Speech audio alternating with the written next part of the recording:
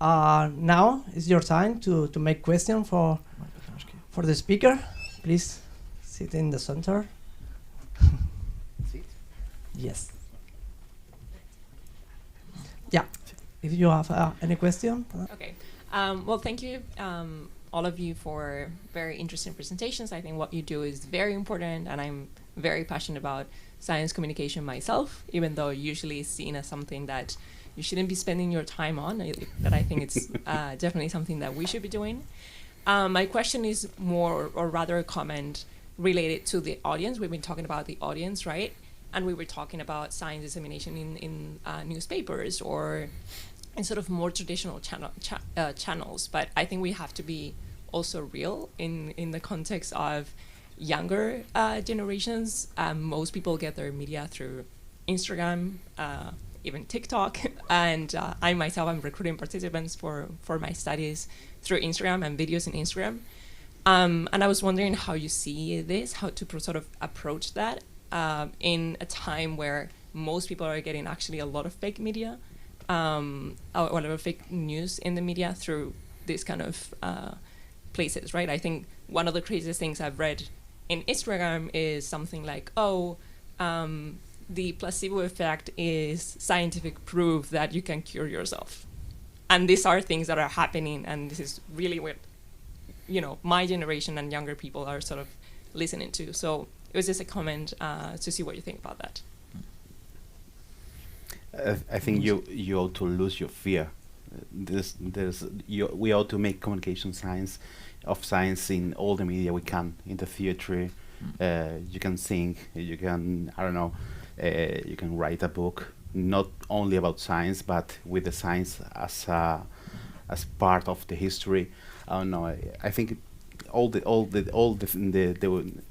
no one question if you ought to put a love story in a book or in a song. So we ought to make the same with science, I think. I think that there's a lot of science disseminators that work in TikTok and in YouTube and all that stuff, and that's a good content that we can find in any media. If it's traditional media, we can find it. If it's new media, we can find it also. But we have to remember something, that the false information that we could find in Instagram or in TikTok, it's also in the traditional media sometimes. There are bad articles, and some articles talking about placebo as a magic way of healing. So that's not the change, I think. We are not going to, because of this media, to a more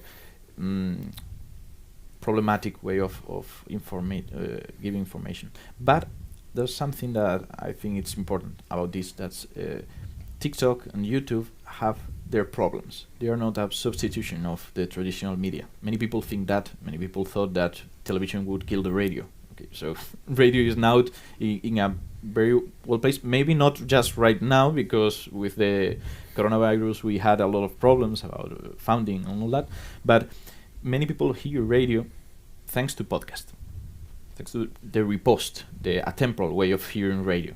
So it's quite alive, and it would happen the same with the blogs, with the papers, with everything that's written, and won't be just overcome by the Twitch and by the all that new stuff. And I think it's important to say it, because we will have to understand the different layers of science communication and how they complement. You can start with the new generations through the TikTok, and maybe they want more, because 1 minute or 3 minutes are not enough to understand a thing, and they have become quite interested in maybe black holes. So they start searching, they find an article of Francis Villatoro, and they read it from first to the end. Maybe they understand that they don't understand what the article says, but then they will keep searching. So it's important to understand that different layers. Yeah, I wanted to add that the information is the same on the social media and the one that you are going to read in the newspaper, but the formats are different, and we have to work with that, because what is something that we said yesterday is that people are stopping reading, and I think it's quite important to promote and to to try to especially young people to read. And there is also a lack of media education, to tell it in a wide way. It's not only a scientific problem with the science information, it's also with the media. We have started last year with the agency and the Science Foundation in Spain to work in a program in the schools to fight against fake news. And actually, we go to the schools and we are trying to show them how media work and how to differentiate and to compare the right information and the fake news. And actually, when you start your talk, sometimes they don't even know to tell you one name of a newspaper. So it is quite alarming, and I think we have to change a lot of things. And it's right that we have to start with young people, but with trying maybe with images, with video, animations, and trying to take them to the information in other ways. Other question? Hi. I think, I mean, it's going to be similar, but I think we all here have a friend, an uncle, I mean, someone close to you that will send you an article saying, hey, I don't know, the vaccine is going to introduce you a microchip, and then they will control you through 5G, right? So how can we communicate? How can we reach that people? How can we, probably we will not convince them, but I feel extremely frustrated usually, and I feel like I want to reach you, but I don't know how. If you are confident, you can push it. Yeah, it's our daily fight. It's even for us when we write an article, we try to be very based on science and on the evidence, and only with that, it's the way to with the right information, with the accurate information, it's the only way to fight against fake news and all the things that we have read and heard during the pandemic. I think it's like, put it in the balance that more instead of saying okay, you're wrong, we have to fight with more accurate information. I think that there's no magical way of approaching that. But even though sometimes we seem confident with the tactics that we follow in science dissemination, but we don't know if they work. We have to understand that there are two main kind of people that say that kind of things and send that kind of articles. One of them doesn't trust in science, but because they haven't read a lot of things, or they haven't understood the problem or the methods. But there are other people that are the ones that are more louder. You can find in the media, in the new media, and those are the ones that don't want to be convinced by science. That's the problem. So you are asking, in a way, how could we convince the people that doesn't want to be convinced? And we can't. We just can't. But as science disseminators, we can just give rigorous information, a lot of data that maybe people from the environment, familiars, can understand. And when in Christmas they are around the table talking about weird stuff, one of them, the one that has read all those information, could counter-informate. Could informate, could sync the bad information, but that way, the ones that are around the table and are not informated, doesn't know what to think about, haven't read about the methodology, could have another point of view, and those are the ones that we have to convince, the ones that are doubtful. Yeah. Sometimes it's useful to scratch on where did you find that information, and this is confidence. This is a WhatsApp message. Perhaps we could find a better font of information, and perhaps I will not convince you, but perhaps it's someone hearing us, and perhaps this one with the ops can have the correct information. So, but it's quite difficult. But the work that we do with kids at schools. We have sometimes I have to do it in my own life with adults, the way to identify fake news. Sometimes they send me some links, and it's okay. Why are you sending me that? Don't you can't you identify that it's not a good source, or that the information that it's not written in a very accurate way or something like that? So even with adults, we have to do it. I have even received links from El Mundo Today, that's a fake newspaper in Spain, as source of some things. So, So that's an example that we give to children. Any question more? Yeah, Paula?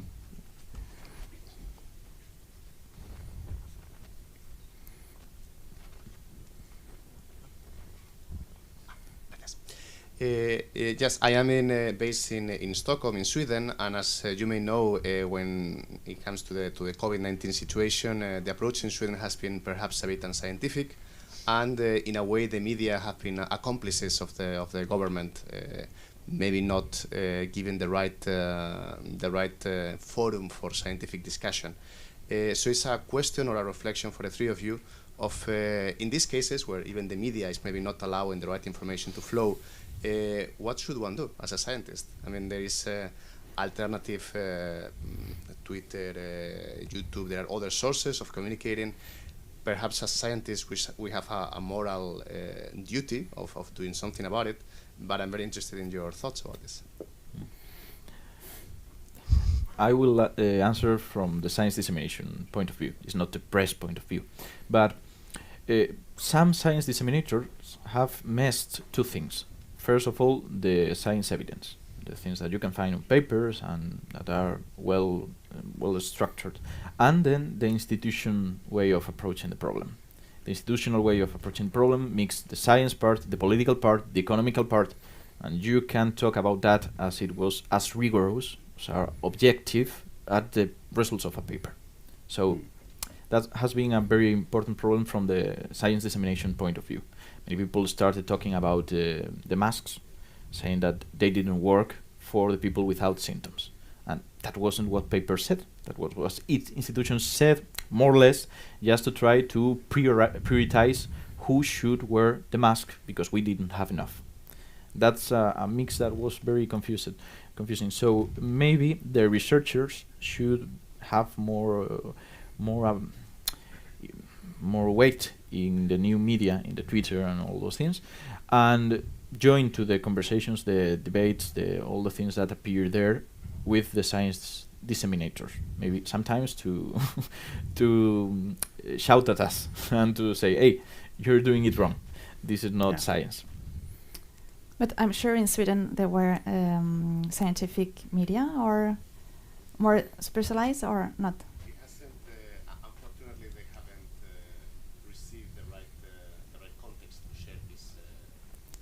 Thank you. To share that point of view. So it has become very, very political. And I mean, it can be said, I think many people from Sweden here know that the people who have been very vocal scientifically against the official version, they have received quite a harsh response from the media. This is not a scientific problem. It's a public problem. It's a political problem. My question is, as scientists, the duty of disseminating science in a situation of global emergency, let's say, what can we do, basically? Yeah, you have to stay in the media. You have to stay in the media. You have to write columns. You have to participate in the radio show, in the television. You have to stay in the media. You have to be the font of the news. Yeah, actually, in Spain, or at the beginning of the pandemic, we had sometimes the impression to have a lack of experts to talk about the COVID-19, and if you have the evidence and if you are working on that, I think it's important to be present and to try to show you more in that what you are going to say. It's going to be important for the public. In Spain, we've seen many people that have organized themselves through associations for speaking the wrong part, the myths, the bollocks, and maybe we lack of the counterpart, part of science researchers that start organizing themselves just to speak about this theme, and that would be a thing that you could do. Start making events, as I talked with speakers of different areas, trying them to be good speakers, because it's not just that they have knowledge. You want to make that the general public likes to be there. Yeah, and sometimes we had the wrong experts talking about, Yes. Yeah. and it was very difficult because the good ones were working on to try to have the vaccine and the treatment, so it was complicated. Anyone? Hi, thank you for the very interesting presentations. I had a question mainly for Adeline, I think. During the second presentation, you said that you need to check the facts, but often journalists and scientists check the fact differently. If you can elaborate how a journalist check the facts. Yeah, actually, when we write an article, sometimes we're not going to write only about the paper that the scientist has worked. So actually, we will contrast with other researchers who are independent of this research, and so that it's the different way that we maybe check the fact. Anything else? Hello, thank you for the nice talks today. My discussion is related because as a science communicators, probably you go for interviews talking about different topics. When that is a challenge, right? And it's a lot of a responsibility to say the right things.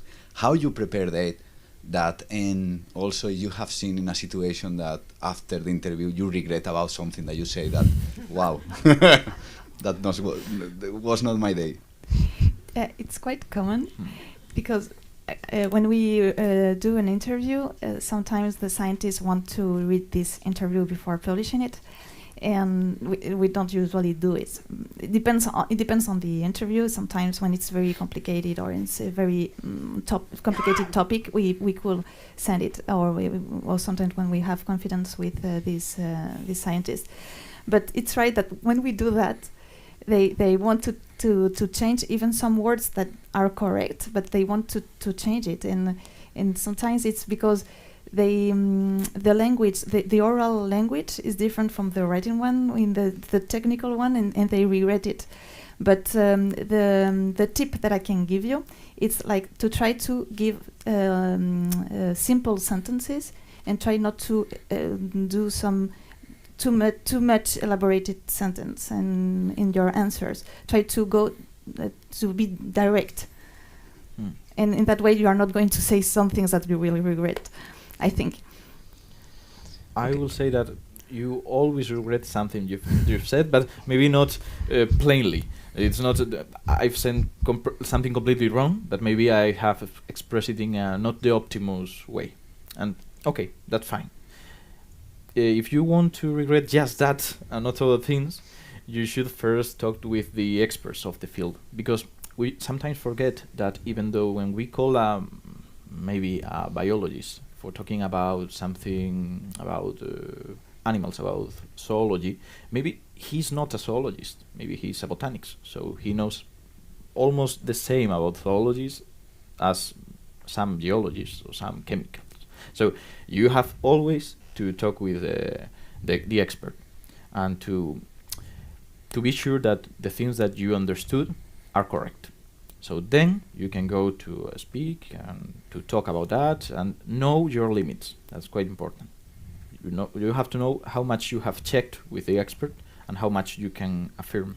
So maybe as an example, the last week I went to the TV to talk about Elon Musk Tesla bot, just to say that for now it's nothing. they don't have anything. So first of all, as I'm not an expert in that field, I had to talk with experts in robotics and artificial intelligence. But And it's not a bot, so no, doesn't matter. So I'm an expert in nothing, so I could talk about nothing. But I checked the information, and I talked to them to be sure if I was with the ones of the TV. I mean, to be sure if I was have been called as an expert or as a science communicator. It's a very different approach. So I won't never accept participation if they think I'm an expert, because I'm not. If we can say that boldly, very, very clear, okay, then I check with the experts. I know that I will be not comfortable with some things as I have expressed them, because it's the problem of the direct, but I have to try to minimize that part. And we don't write about everything. We have like several items that we well known, and other that I never wrote. But sometimes you have to write about things that you know. The thing is not my best. Yeah, but you sometimes have to. But then you should know that you will spend more time reading, Yes. understanding, checking with experts, and that's a good part of talking about things that you don't know. That's not just bad thing, because when you're as far of that topic, you are more in the perspective of the public that you are talking to. You will be surprised by the same things. You will know what things you have to explain more, what parts are very difficult to understand. So that empathy that you can build when you're talking about a theme that's not your topic, it's quite interesting. But you have to be much more careful about the fact checking. Okay, we have time for one first question, please.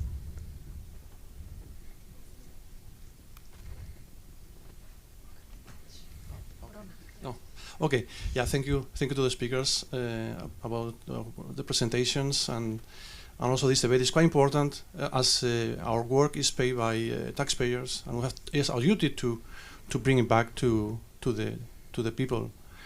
And I think also that, as you said, also we agree. I think that science is future, because we are in a society of knowledge and so on. So my question is that what else we can do not to get cuts when a crisis comes along, and make this common understanding that when people or when politicians have to decide between something and something else, it's not science or education that would be cut instead of something else.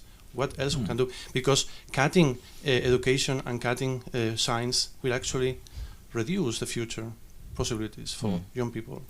So what we can do as scientists, journalists are working with science in this area? We have to be critical. We have to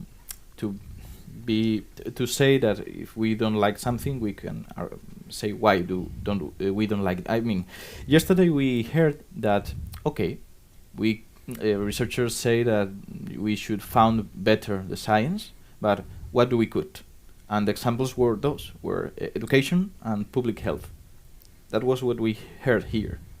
And there are other options. We can talk about military funding. We can talk about how the funding distributes between the people that are in the power. And it's a false dichotomy to say it as we have heard it and as many people say it. So as science communicators, we should understand that and talk about that, at least in science dissemination, in our articles, in our papers, in our podcasts, and all that media that we could try to use. But I think it's not only a scientific or journalistic task; it's also a citizen one. I think the first step is to know how to vote well. I think that will help, because sometimes they don't support so much science, and I think it's important as a citizen. But it's actually the point how we can convince the citizens, the people, that actually it is quite important to vote for political parties that support the development of science in the future. But we can be critical. Analyzing what we heard yesterday, we could say, okay, the fundings have increased during the last years, but how much part of that fundings have really reached the researcher? Because not all that part has been executed, and that's because of the problems of applying for that funding. So if you talk about that in the media, in the new media, the Twitter, Facebook, Instagram, that maybe it reaches the people. It's the other part of the speech that we sometimes hear from the people in the power. Or maybe also show them that science is everywhere, that in our day-to-day life, that we can, is what I said in my presentation, that every time we write an article, we can write it in any scientific perspective. So actually anything could be a scientific aspect and could have a scientific aspect, and I think it's important for the society to see it. And the other direct option is to make politics. You can work on politics. Directly, you can enter in a party and make the scientific politics inside the politic way, because all the scientists, we are all the time claiming, oh, we need more. Is like, okay, enter in politics and work on it. I think it's one direct way. We used to avoid that part, but we used to introduce ourselves in politics with our knowledge. Pedro Duque tried. Perhaps, yeah, but not the best example. So no. Maybe the other way to do it is to be scientific and football player, and then you can write a Twitter and you have 1,000 or likes. Maybe it's a good point. Try to do that. Okay, thank you so much for your question and also for the speaker.